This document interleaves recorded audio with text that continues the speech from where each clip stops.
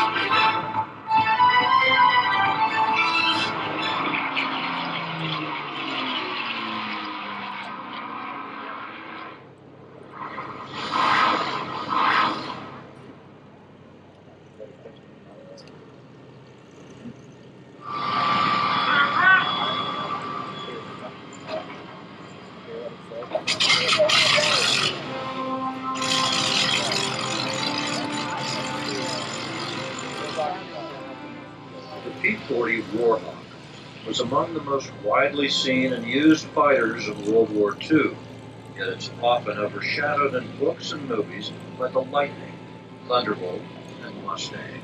Many historians have dismissed the P-40 simply because it looked better than it performed. It first flew in 1938 and saw service in most World War II theaters. As one of the few fighters available at the beginning of the war, they were sent under Lend-Lease to Britain and the Soviet Union, as well as serving famously with the American volunteer group, the Flying Tigers. It was true that we were mercenaries, but then when the Japanese hit Pearl Harbor, then we were involved, our country was involved in the war. And what brought us together is that was necessity, you know. It was teamwork. We had a hard core that had flown together. We didn't have people rotating through us. We were all in the same boat over there for this year.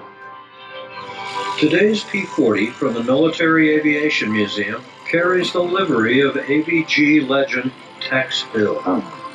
In an interview with Tex several years ago, he said about the P-40 that, in the hands of a skilled pilot, the P-40 could exceed its limitations and could outmaneuver and outfight anything in the sky. It was sturdy and handled well, except in a spin, but you never piloted a P-40 without wishing you had something a little better.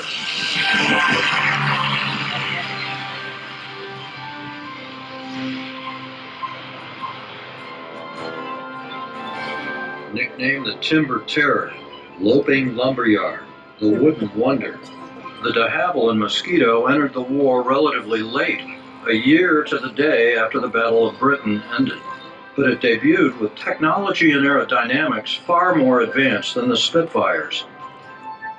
To preserve scarce metal reserves and for the speed of production, the plane was made from pieces of wood, pressed and glued together in molds. Exactly 7,781 were eventually built. The last one on November 15, 1950. 6,710 of them were delivered during World War II. Certainly no airplane flew as many different kinds of missions and performed them as well as the Mosquito, one of the world's first successful multi-role combat aircraft. The Military Aviation Museum purchased the crumbling remains of the aircraft you see here today in 2004. This particular airplane, number Kilo Alpha 114, was manufactured in Canada in 1945, but never saw combat action in the Second World War.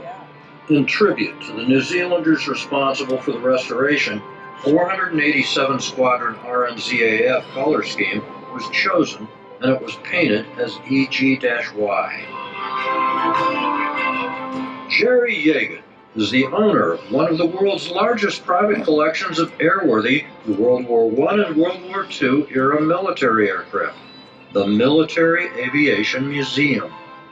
Each of the planes on display have been beautifully restored to its prior military condition using original parts whenever possible. Most of the planes are airworthy and flown at the museum during flight demonstrations and at air shows throughout the year. Please welcome Jerry Yeagan and find out more about his passion for aviation and warbirds in particular.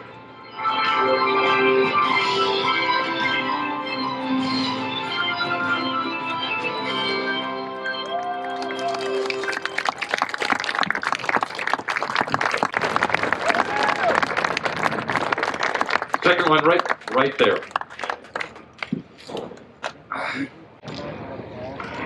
Well, welcome, folks. If you weren't here yesterday morning, that was me again. And I'm back. And I'm back with a very distinguished crew here this morning.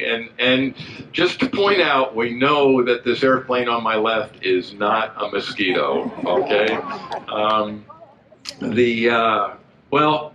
I'll do some brief introductions here, but then we'll get into where the Mosquito is, but it is hoping to be here. As oft happens in this business, airplanes this old occasionally break. And that's what happened with this one. I think it was a carburetor problem, as I remember.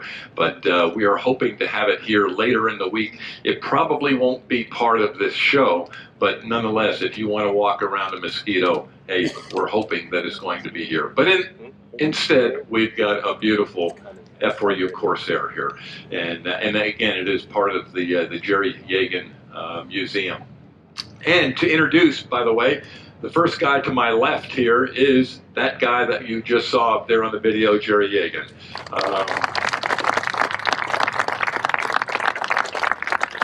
He is the founder of that museum. And I don't want to get into all the details, but I'll just say this man is a patriot, okay? This man has done what he's done, not for himself, but for us, for the country. He has one of the most extensive collections of World War I and World II airplanes in the world. He used to fly a lot of them. He has retired from that. He doesn't fly anymore. But in his stead, we do have a couple other pilots at the end. But before we get there, we have Keegan Chetwain, who is the military museum director, a wealth of information, and we'll ask some of the questions to him. And then, hey, we just got the slug pilots down there, as I call them. That's what I am. I figure I'm the slug pilot. But we have Mike Spalding. He is the chief pilot. They have a total of, what do you say, 15 pilots that he's kind of, orchestrates and tries to juggle to fly these things. And then Mark Ganucci down there, and he's the last one. So we got 2 pilots down at the end, a retired pilot, and just to let you know, I'm a pilot too. But I'm not, and I'm a Warbird pilot, but I'm not a old Warbird pilot. My background included F4 Phantoms, if you know what that is, F-16s, the B-1B, O2 briefly, some airline stuff, and some general aviation stuff. But unfortunately, I haven't had the opportunity to do what those 2 guys have done with these airplanes, and maybe someday I'll get a chance to do that. But I'm going to be asking some pilot questions too. There's one other person I think that we have to introduce right away, and that's somebody else who is very instrumental in why this museum came to be what it is. And Jerry, can you point her out? There's a young lady out here somewhere that you know very well, and her name is Elaine. Okay. And son over there, and from what I've read, she was very instrumental in making this museum happen. So Elaine, stand up for a minute and let us give you a hand. Thank you for what you've talked this guy into. And with that, I'm going to say, okay, Jerry, can you give us an indication of how this all started? You were the founder. Why did it happen, and how did it happen? Oh, I just went to I think I went to a event up in Canada, and said, these airplanes are fantastic. I got to get one, just one. That's all I'm going to look. And so that was how it started. And I also needed to learn how to fly these where the tail is in the back, and that was an unusual kind of airplane. So I bought a Stearman, and that's how I taught myself to fly these types of airplanes. Okay. And then the first airplane that we acquired was the P-40. That one right there, correct? Yeah, it looked just like it. Yeah. Yes, that was the one. But before you got there, again, you got some Stearman time, got comfortable in the Stearman. Yes. Okay, and then after that came, what, a T6? Yes. Okay, got some T6 time. Seems to be a logical stepping stone in this business. And then from there you stepped up to the P-40. That's right. But then you start acquiring more airplanes. One by one. Yes. Okay. Just went on and on. And I'll ask Keegan right now, that one by one, how far has it gone now? Well, I would say it's gone pretty far. There are about 79 airplanes in the collection. Not all of them are necessarily flyers. About 30 of the aircraft are pretty routinely flown that are original World War II era aircraft. And, I think, Jerry, you'd like to describe it as the airplanes find you rather than you finding the airplanes. Yeah. So it's certainly an interesting process. We've still got aircraft in restoration. There's still airplanes being added to the collection. It's still very much a living, organic process to see new airplanes come along to the museum. And when you say you fly them on a regular basis, are we talking like every weekend? Yeah, so one of the great programs we have there at the Military Aviation Museum is it's called Summer of Flight. We do fly a different airplane from the collection every Saturday at 1. Mm-hmm. So it's a great opportunity to just come out, learn about the airplanes, meet the pilots, see the airplanes flying. We do have several big events during the year. Our air show is October 1st and 2nd, where we try to basically squeeze the flying of all of the airplanes in the collection that are airworthy in a given year into a 2-day presentation of the aircraft. We also do one that you were inspired by an event you visited in England, Flying Proms, where the airplanes fly at sunset paired with a symphony performance. Wow. Wow, that'd be beautiful. When is that typically? That's typically in June over Father's Day weekend. Okay. Outstanding. Okay. Jerry, I got to ask, as you started acquiring these airplanes, you wanted to fly every one of them? Is that basically the way it worked? In the beginning, yes, but I very quickly learned no. I just don't have the time to learn every one of them, so I flew most of them. Okay. And in the acquisition process, how do you find these things? I mean, did you go out there and like the P-40? How did you find that one? Well, a lot of these airplanes kind of found me. People would call me and say, I understand you collect airplanes, and have you ever thought about such and such an airplane? And I'd say, yeah, I've heard of those airplanes. And then I would try to buy them, and some I was able to acquire, some got away from me. And we kept adding to the collection, and then it came up to restoring them. At first, what I was trying to do was restore them myself, not mine personally, but with a small team in Virginia. And I quickly learned I just can't do that. So I started sending them out, and I sent them all around the world. And the most success that I had was when I sent them to places far away from the United States. I found very creative people in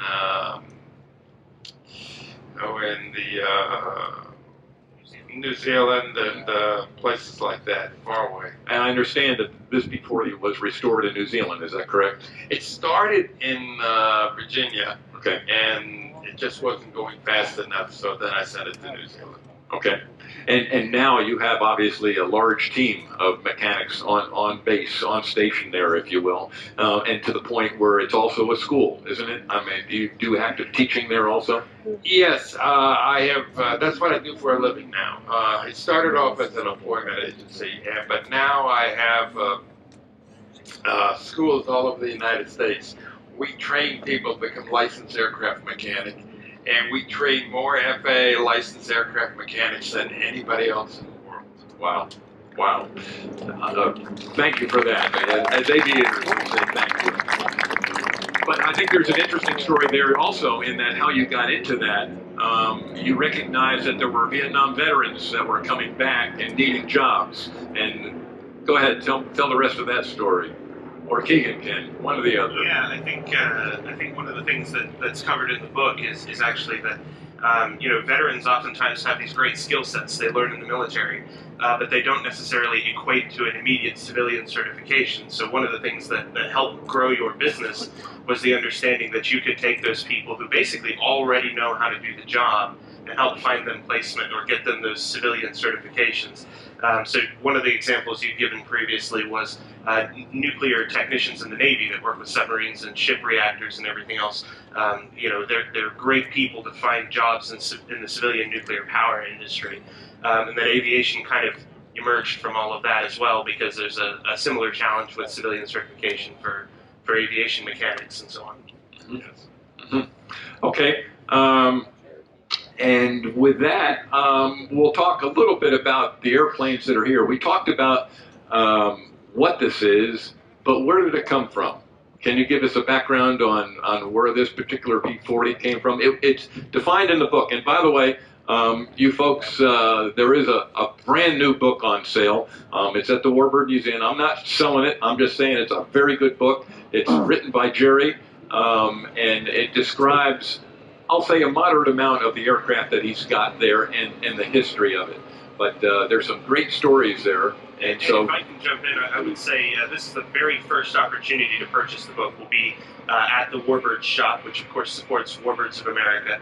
There are 400 pre-production copies that have been brought here to Airventure, and the book is basically Mr. Yagan walking us through some of his favorite airplanes in the collection, the ones that are most special to him, the stories and the acquisitions and so on. Okay, and talking of the acquisition, again, this was a Russian airplane from what I understand. Yeah. Okay, Jerry, you want, or Keegan, either one? Or Keegan. Okay. You want to start and I'll fill it in? It was found in Russia. The first time that I heard about it, I saw some pictures and it looked very good. By the time I got my hands on it, it didn't look quite as good as pictures. But it was enough that it was the makings of an airplane. Mm-hmm. And we brought it to the United States. The remains of it. It wasn't as well as it had crashed in northern Russia. It was part of the Lend-Lease program, right? Yes. And so yeah, it never probably fought in any war, did it? It fought in war in Russia under the Soviet Air Force. So the airplane was given first to the British by way of Lend-Lease. They had chosen to supply it on to the Russians. They stationed it in defense of the port city of Murmansk in northern Russia. Basically, the idea was they were fighting to defend that port city, which was a vital linkage to the rest of the Western Allies.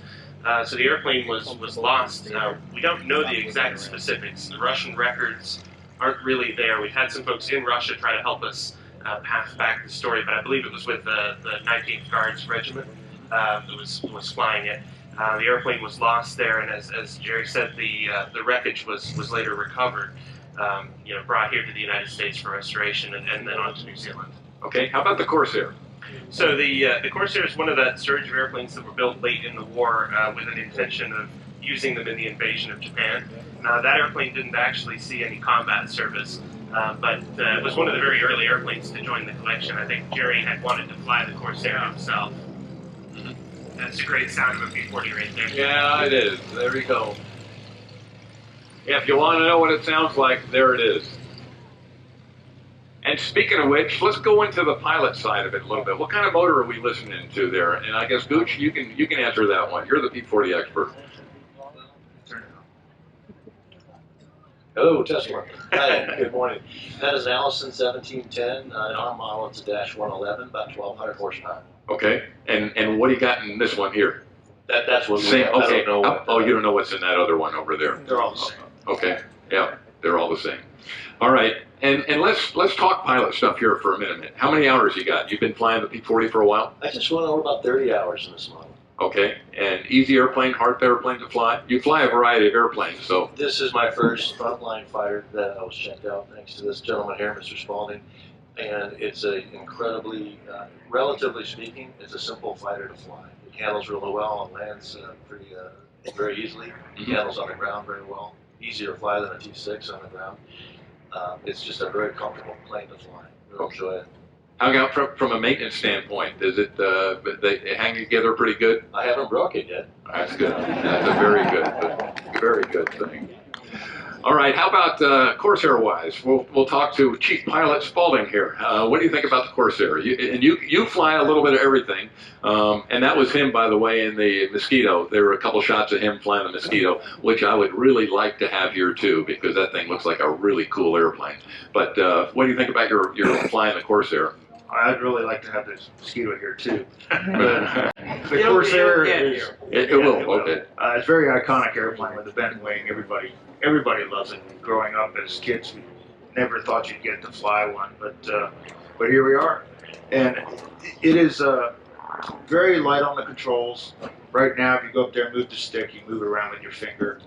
When you go fly and you're going fast, you can fly it around with your finger. It's very well balanced, and for the size airplane that it is, it's a really nice flying airplane. It just doesn't look like it would be, but it's amazingly well balanced airplane. It's got an R2800 engine, 2,000 horsepower, and there's not a whole lot more to say about it. It's just a great flying airplane, and it serves us well. Well, I heard rumors when it was first came to be. They wanted a carrier-based airplane, and from what I understood, they said it didn't really land on the carrier that well. It was one of those where, hey, if we could give it to the Marines, maybe we should do that, and that's what they did, from what I understand. They did, and actually, they didn't think it would work on the carrier. And actually, it took the British to figure out what was wrong with it. It kept wanting to stall and one wing drop as they got slow as they needed to land on the carrier. Well, the British found out that it's on that other wing, but there's one little triangular thing on the wing there that stopped that from doing that. Then it became a great airplane. Then they could use it on the carrier again. That's all it took. But we still didn't use it very much on the carrier. Most of the time it was a Marine airplane, correct? Oh, Keegan's got something to say. Yeah, I think I do want to jump in. We did have challenges with the Corsair early in the war. I think it's probably important to acknowledge that it's actually the engineers at Vought that went through a lot of corrective processes to make sure that the airplane was suitable for operations on carrier decks. There was a lot to do with how the gear absorbed the pressure of the landing, the position of the seat relative to the engine. The seat in the later model Corsair is actually 8 inches higher than it was in the early ones. That made a lot of difference in terms of the sight profile over the nose of the airplane and out kind of in the forward half of it. So it often gets talked about as, the British taught us how to fly a curving approach to a carrier. We did know how to do that here in the U.S. Navy. One of the things that I think it is important to recognize is that here on the home front, the problems were identified by combat pilots, brought back to ingenious engineering teams that worked to solve those problems. So I think it's something like 101 changes were made to the aircraft to make it more suitable for that. But the challenge with its deployment with the fleet was that the Hellcat was ready. Same engine Hellcat ready. Hellcat sent forward. These ended up with deploying with land-based units a lot, but later in the war they found their way onto carrier decks and were used extensively because the airplane is very fast. Yeah.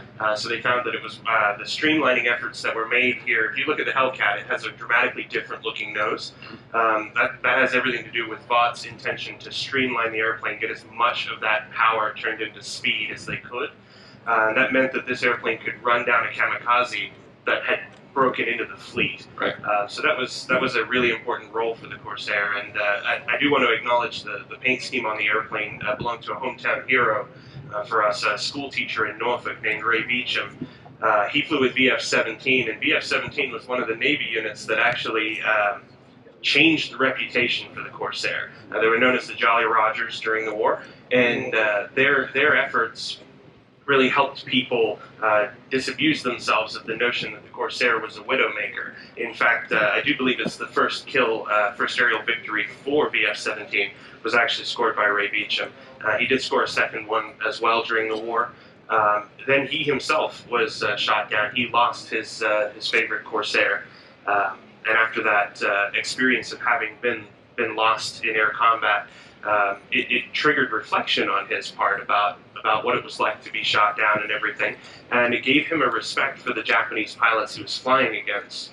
The reason we know that is Deanna Beecham still lives in Virginia, his daughter, and she actually came out to the museum to see the airplane fly a couple weeks ago.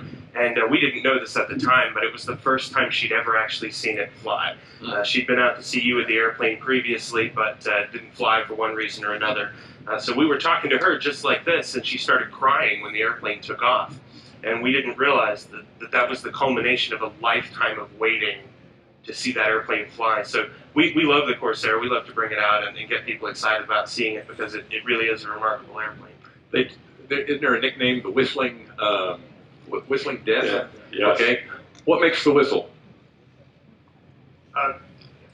The intakes of the oil cooler and the intercooler, Okay. just going into that radiator. And it is a very distinctive sound, I can say that right now. And I gotta say, I saw a fist pump down at the end of the row here when somebody said Navy and Carrier and Jolly Rogers and stuff like that. And I was attached to VF-103, the Jolly Rogers. there you go, okay? If you didn't know, we got a former Jolly Roger down there. When I'm done. But, and I do this every event here. I'll just say now, current active duty and retired veterans, please stand up in the crowd. We want to recognize you.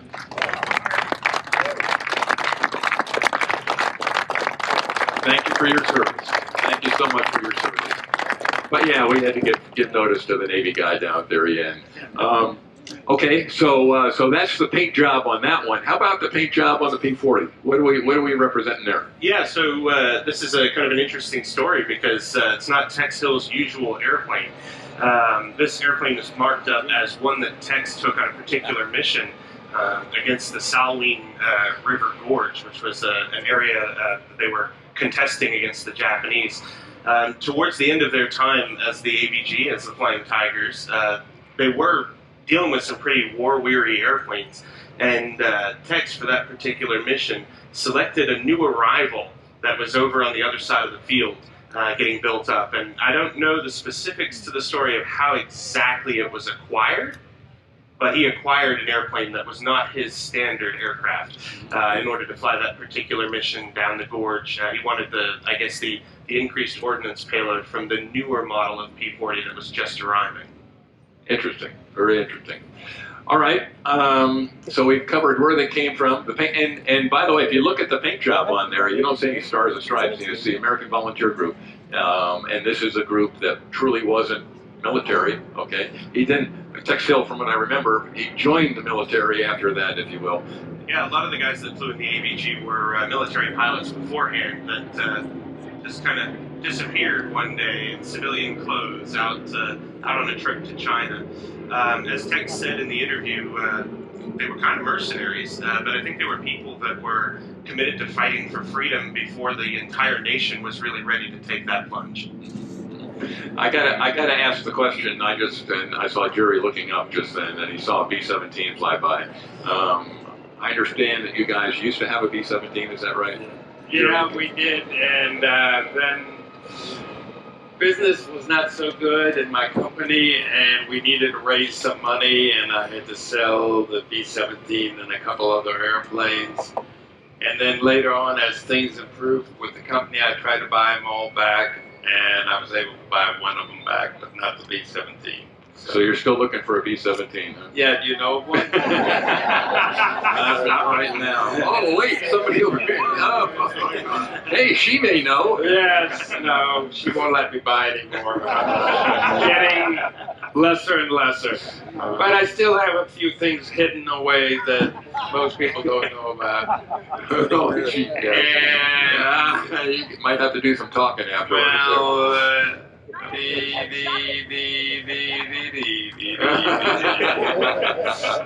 Okay, we'll change subjects here for a minute. all right, good. All right, well, I'm gonna ask just for these pilots down here to do maybe a quick run around the airplane and just describe some of what what people may want to know. I mean, we can see gun ports, we can see. I just want to bring, flying the F-14 and pointy nose jet and all the jets modern now, their design and the technology throughout the years made it a lot easier to fly them. You point them and they go, and you're more focused on the weapon systems, how to deliver them. And when I first got to fly the T-6 and these airplanes, all of you are pilots. Remember going through private pilot school, you had to learn the forward turning tendencies. And when you're swinging a 12, 13-foot prop around, every time you change power, every time you move the controls, you have to compensate for that thing with the rudder. And so it's a lot more difficult flying formation in these airplanes than it is with jet aircraft. And I can only imagine in the war, when you had all this going on and trying to deliver weapons with the incredible, the veterans that flew them and maintained them, the effort they did. And from someone who got to fly both, I'm really humbled to fly these things and realize how difficult it was. And I just want to fill it in. are you still in a checkout program on some of these airplanes? Are you? No, he's done. Sorry, I brought that up. It's good being younger than most of these guys. So, but yes, I mean, I'm very proud and happy to be here. I just want to say something about this guy. When you have to have 2 pilot licenses to fill all the type ratings on, that's the kind of guy you want to grab onto. Just stay one step behind. It's amazing what he has done. Thank you, Jared and Keegan and Mike, for letting me be part of this program. And Mike, I got to ask you, how did you get into the Warbird stuff? I mean, you're flying them all. I mean, you obviously had to start somewhere. Was this, a passion of yours? It was a 4-letter word. Okay. Luck. Okay. No, I'm all civilian. I was never in the military. It just timing-wise, didn't work out. They were getting rid of military folks after Vietnam, and it just, if I couldn't fly when I went in, I just went on my own. Out of my own pocket there for a while, and then became a flight instructor, and just always loved the steermen. Used to watch them as crop dusters when I was a kid, and just had a place in my heart for a steerman. And eventually I got checked out in the steerman and flew them a little bit, and joined the Commemorative Air Force. We had a Lockheed Lodestar there, Grumman Tracker. Got to fly those for a while, and I had a lot of my own tailwheel airplanes, 195s, and eventually Jerry, who happened to be local, was starting to build his little collection before there was ever a museum. And I'll tell you a quick story about how I met Jerry.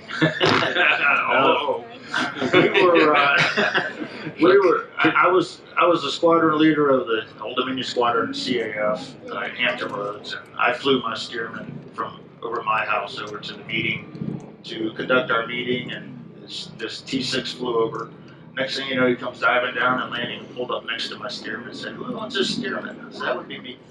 And he said, "I'm going to get mine now." He goes, "You want to fly later?" I said, "I got to do this meeting." But sure enough, he went and he came back. And off we flew together, the steerman, the guy I've never met before in my life. We flew over to Virginia Beach and went and landed at this little grass strip. It wasn't very long, big, or wide, mostly grown over, but it's called Pungo, and they used to just do banner towing there. So we sat down here on the side of this grass strip, and just sitting there kind of chewing on grass. And, this guy's telling me, "I'm going to build this big museum here at Warbirds one day." And I'm like, "Yeah, whatever." So off we went. We took off again, and I'm thinking about that, and I was like, "Yeah, I don't know who this guy is, but that's never going to happen." Went down to the beach and flew around, and we flew down by Navy Norfolk and behind the aircraft carrier there, and there was a little TFR there because Ronald Reagan was just getting christened that day, and we were looking up at the fantail going by, and I'm like, "I'm not going to fly anywhere anymore. Just fly here." And so that was my introduction to Jerry, and eventually, he started buying more airplanes. So somebody like myself who was into Warbirds started trying to hang around and talk to the chief pilot, and eventually I bought a T-6 of my own so I could get the time to be there, and I was invited to start flying there. Wow. Wow, good story. So, can I follow up with something? Yeah, go ahead. I towed banners at that field before the museum was there. And I remember when it was purchased, it was just a grass strip, all holes. We had to kind of dodge around the ditches. And when it was purchased, I was like, "I'm going to fly there one day." And I kept, knocking on the door and trying to meet this guy. Hey, hey. And he goes, yeah, get out of here. And one day, it was Father's Day weekend, and he knew who I was, but they needed a pilot to do our rides. And he called. I had something going on. Honey, I gotta go. And that's how I got started. And if your pilots out there, keep knocking on the door. You want a job somewhere, just keep knocking. Well, like you said, the four-letter word, luck. Okay, Luck, absolutely. I agree completely. I do have to ask a little bit, we're talking more airplanes than anything else, but from what I understand, the hangars there at the museum are a little bit unique in that respect also. Jerry or Keegan? Yeah, when I went to the city, they did not like the idea of me putting an airport or something big. It was just a little grass strip. So I had to get permission from the city, and they said, "Well, I'll tell you what, we'll let you build the hangar there, but only one hangar." So I said, well, "I can only build one." So I built a big, and that was the first hangar I had to put. It had to be large enough for me to be able to cram every airplane I could ever think of in there. But then we kept adding to the airplanes, and we needed more. One by one, we got permission from the city. Well, we'll let you do that. We'll let you do that. And then I had to build a road going into the airport and everything. And so when you go there today, you'll see what it grew into. And there's some authentic, go ahead, Keegan. Yep. So a couple of things that we have on the field that are pretty interesting. We've got the Goxel Tower. Oh, here. Yeah, we got help. Hello. Yeah, there you go. The couple of the really interesting things there in the field. We've got the Cottbus hangar, which actually came from Cottbus in Germany. It's an original Luftwaffe hangar that was built in the 1930s. We also, of course, have the Goxel Tower. That's not an airplane hangar, but it is a control tower from RAF Goxel in England that was taken apart brick by brick, brought here to the United States, and reassembled. Goxel actually was the first of the stations turned over to the U.S. Army Air Forces to allow them to come into England and provide a staging base for fighters and bombers and so on. Definitely some really interesting structures there on the field. The field is also home to the fighter factory, our on-field maintenance. With so many airplanes to work on and maintain during the course of a year, we still do a lot of restoration off-site, although the ability does exist to do it there in Virginia Beach. We just can't tie down that amount of real estate for that extended period of time when we really need to be moving aircraft through annual cycles of maintenance and condition inspections and things like that. And the Goxel Tower was where the time in England, when it was in England, when Eisenhower came over there and they were turning over the first airplane, the tower to the Americans at the start of the war for the Americans. And Eisenhower was there to welcome the first American airplane that arrived there. And I often tell the story, and Eisenhower afterwards, he had to fly away, and they were going to go fly to the southern part of England, and then he was going to fly back to the United States. And so he was at the Goxel Tower and getting ready to get in his airplane to go on this flight to southern England. And so what does somebody normally do when they're getting ready to go on an airplane flight, and the kind of airplane he was flying, you go to the bathroom. Exactly. And if you go in the Goxel Tower, you see the urinal where Eisenhower. It's pointed out on every tour of the Goxel Tower. You too can see that very urinal if you come visit us in Virginia Beach. Oh, that's a good story. Good story. And there's one other story I heard, something about a checkout. Your checkout, and I think it was in the Corsair. And you made a bet with a family member, as I remember, Yes. about who would be checked out first. And My daughter-in-law, yes, she was learning how to drive a stick shift car. Would I be the first to, before she learned how to drive stick shift, would I be the first to fly the Corsair? Kate, can you drive a stick shift? So I guess you won that one. Yes. Yes, you did. That's good. All right, well, we've got time for just a quick walk around. I'll give you guys about 6 minutes. And who wants to go first? Who want to walk around P-40 Just quickly, first? P-40. I mean, when you're a kid, everybody loves this airplane, the shark's mouth. And it was my favorite.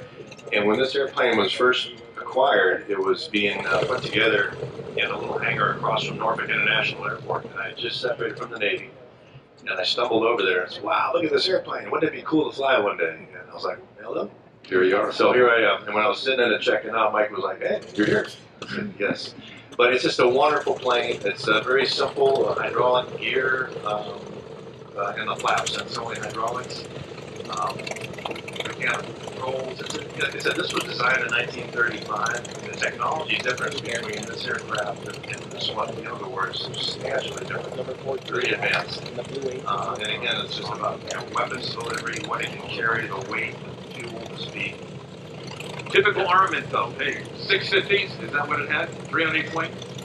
The guns? Yeah. Yeah, 6 Browning caliber machine guns. Okay. And how about speed-wise? I know it wasn't fast compared to maybe we were Well, like. the tactics it was used, it actually was very fast. The red line out here is over 400 miles an hour. It takes a while to get going downhill. And that's how General Chennault actually developed the tactics. Diving down and back up to altitude. That's how they defeated a lot of the Japanese superior aircraft. Okay, and if they were to be dropping bombs, what would be a typical bomb that they would Well, we're drop? using this as a fuel tank now, but this aircraft, meanwhile, could carry a 700-pound bomb. And I believe it was Sterling once hard pylon on each wing. And had other bombs that could carry. Okay, how hot does it get in the cockpit when you fly? Is it? Well, this one's, well, the cockpit's wonderful. You can actually, crank down the canopy back, and it's very comfortable. I flew 2 days ago from Virginia Beach. It was 90 degrees, but I was very, very comfortable. How about range-wise? How far can you fly? How many gallons does it hold? This aircraft holds 135 gallons. It burns about 1 gallon per minute in cruise. Easy number. We plan on about an hour and a half with a 30-minute reserve. Okay. Okay. I'm trying to think of any other big questions. Gun sight, was a hard gun sight on this thing? Very accurate, yeah. It's got the design there, the BB sight in front. It was very accurate. It was shooting at 1,000 yards, then tapped these in where they had to be. Okay. All right. I'll stop right now, and we'll get Mike to talk a little bit about the Corsair, and then we're going to open up the questions afterwards. So, Mike, you got it. That's it. Yeah, like we talked about, everybody knows pretty much about the Corsair. It was designed to land on a carrier and be on a carrier, which is why the wings fold up to make it small for your non-aviation seat people. Are they hydraulic or manual? Yes. They are hydraulic when the engine's running, and they're manual when you shut it down first. So you have to pump it, and it's a lot of pumps to get it up if you don't. And, like the Skyraider, when they went a little bit later, they had an electric pump for that, so you can maneuver the wings if the engine wasn't running. The landing gear, the shocks are right here. You see they're very small. They're almost totally compressed, but when the gear is out, it extends out pretty far, and it absorbs quite a bit of energy because they pretty much slammed them down. But you got to remember, there was like 20-year-olds flying these things a couple hundred hours, so they knew even an F-14 pilot could probably fly one. But otherwise, it's a basic airplane. You sit up pretty high. The nose is really long, so you can't see around it at all. You have to do S-turns like most of them, but it's particularly long. There's a couple floor runners in here for your feet, but there's no floor. So if you drop something, it's all the way down here at the bottom. It's pretty much gone forever until you go fishing for it. Other than that, it's a super nice, really nice airplane. This is the gun camera. Go for it right here. You want to look at that. How about range on this thing? How long could it fly? It's 230 gallons on its own. We burn 75 gallons an hour at cruise. That's kind of 65% power. So you can push it up and burn probably closer to 100 or 100 more an hour. But we try to take care of the airplanes and not push them too hard. Cruise speed? For what we do, around 220, 230 knots, and but it'll do 500, in a dive, and it can climb high. It can go much faster up higher. It's the same state below. Has a lot of flaps on it. The flaps even go up on the wings when they bend. In here, if you look at the other side when you go with the wing up, it's an amazing engineering marvel in there for back in the days when it was all done with slide rules and paper and pen. How everything turns in there and lines up with the wings going up and down. It's pretty amazing how it works. Actually, hard points that actually just pivot exactly right. Very reliable airplane, very reliable engine. It's on a lot of airplanes, and some people ask, how do you fly so many different airplanes? Well, it's kind of like, how do you drive so many different rental cars? After a while, you know how to steer it. You know what the pedals do. There's only so many different engines in all the different airplanes, so they might apply them differently, and how you manipulate that engine might be a little bit different. But in general, they're basically only so many different engines and so many different systems. So that's all I got. All right, good. We got about 10 minutes, I think, and we're going to open it up to questions. So questions for Jerry, for Keegan, for Mike, for Gooch. We've got one already. Go ahead. This has a 3-blade prop, and I've seen Corvairs with 4 blades. What's the difference in the two? Those are the Dash 4s. Those are a little bit later model, a little bigger engine, and then they put the 4-bladed props on it.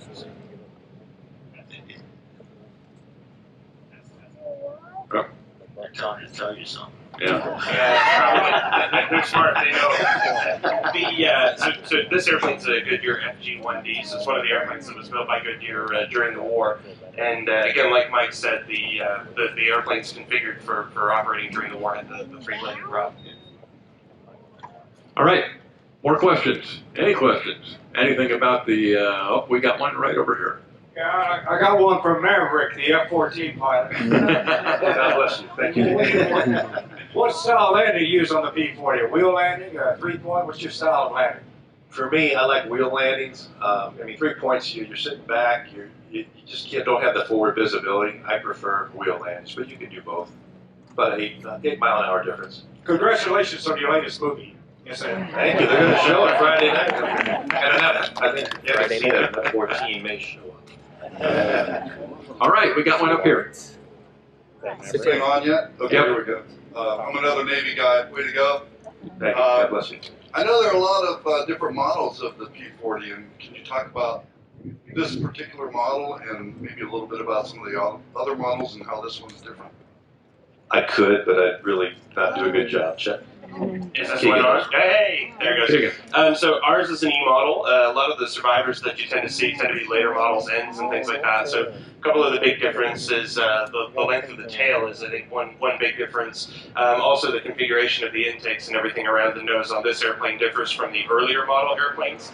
I think it's a testament to the engineering and design capabilities of the original airframe designers that they built something that was so adaptable for so many different missions during the war. So even though the P-40 is superseded by things like the Mustang, P-47, those kinds of airplanes coming out, they really were able to continue to modify and adjust this airplane so that it could continue to see service in basically all the theaters in which the war is being fought by both us, by the British. The Canadians used the airplanes as well, and obviously we sent them over to the Soviet Union. I think as it relates to the pilots, the length of the tail ends up having some bearing on how you maneuver the airplane around on the ground and everything, right? They're short coupled. Makes it more stable, yes, on the ground and in the air. Okay. Got another one right there. I've been to the museum several times and I love it. And as you drive in, there's a park on the left. And it's full of dinosaurs. Can you tell me what that's all about? All right, Jerry. I think that's you.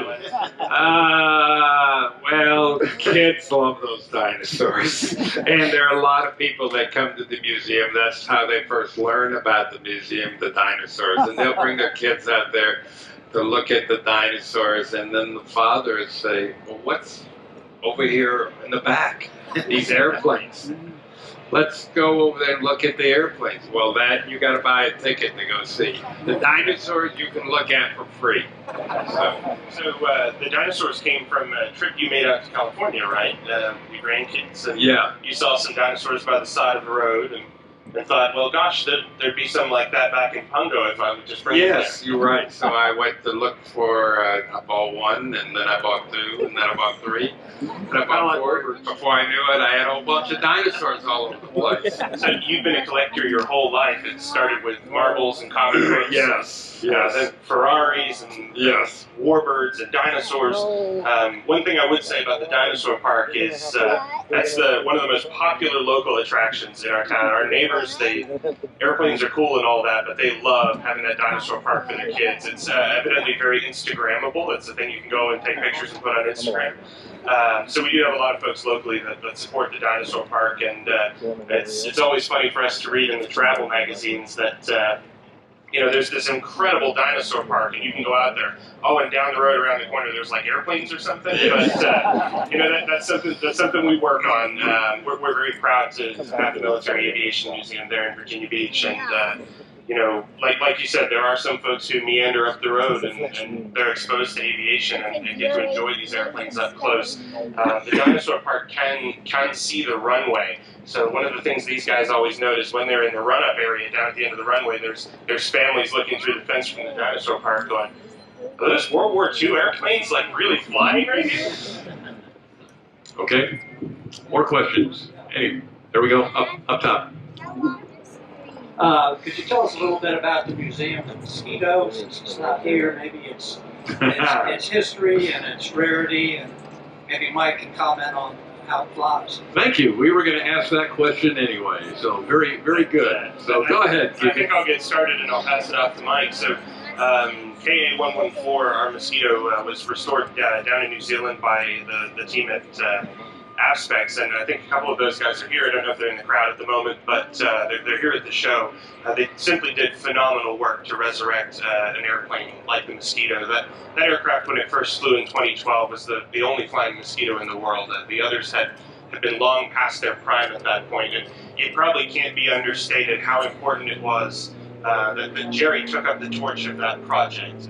His efforts, the efforts of those folks down in New Zealand, collectively brought an airplane back into flying condition that the world hadn't seen for a number of years. It's really a remarkable thing, and I think even more than that, that effort kind of blazed a trail for the other Mosquitoes that are out there flying, making the tooling and everything available so that other people could join in and participate in the preservation of history. We're all in this together. It's not any one person's personal property. But I think what's amazing about that Mosquito is just how important it was to crack the code of how the airplane was built, how it could be rebuilt, how those wood components could be remanufactured. You went down to New Zealand to see it fly. What was it like? It was exciting. I never thought that I'd see it in the air, and when I saw it, I was so excited. Yes. Well, hopefully we'll be able to share that with folks here. But there's a guy who's flown it also too. Yeah, Mike, what do you think? It's a very impressive airplane. It was built for speed and it likes to go fast. Anything under 200 miles per hour, it's not happy. It's more like our version is a fighter bomber, and I would say under 200 miles an hour it acts like a bomber, and over 200 it acts like a fighter. And it takes a lot of control input down slow. You'll never be too high. You can always pull the power back a little bit, and it will come down. It doesn't like it when gear and flaps are down. It's going to come down. It has a very high VMC for any folks that aren't multi-engine pilots. It means if you lose an engine on takeoff, you have to get to 190 miles an hour on that one engine before it will fly, or you'll have to pull some power back to do that. So they lost a lot of them on takeoff because they are very squirrely and landing. And again, you have 20-year-old kids flying these things with just a couple hundred hours. So if everything's working great, they're ready. But they had hundreds of them back then too. So we have one. So we have to really take care of it and make sure the right people are in it. But it is an amazing airplane. 2 Merlins are flying, on both sides with you, and Makes a lot of noise inside, but it's a very, very good flying airplane. It's an amazing airplane for compared to anything else. It's not really like anything else. And you'll be flying it in here if they get it fixed. Absolutely. Okay, so let's keep our We're fingers crossed thinking on that one. on Friday it'll be here by then. Okay. All right. I think we're going to wrap it up here, and in doing so, oh wait, did we have one more question? Okay, we got time for one more. One more question. Go ahead.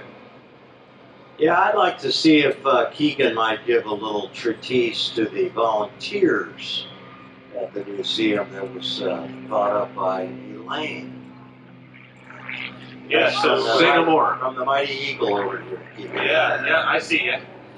So Ken is one of our volunteer board members. I see John Peterson up there as well. I promise we didn't seed the crowd with particular questions, but it does appear that we did. And so what I will say about our volunteers is after the Agans brought the airplanes out and basically began the process of having a museum and a place where people could meet, a really dedicated group of volunteers came up around the aircraft in our local community.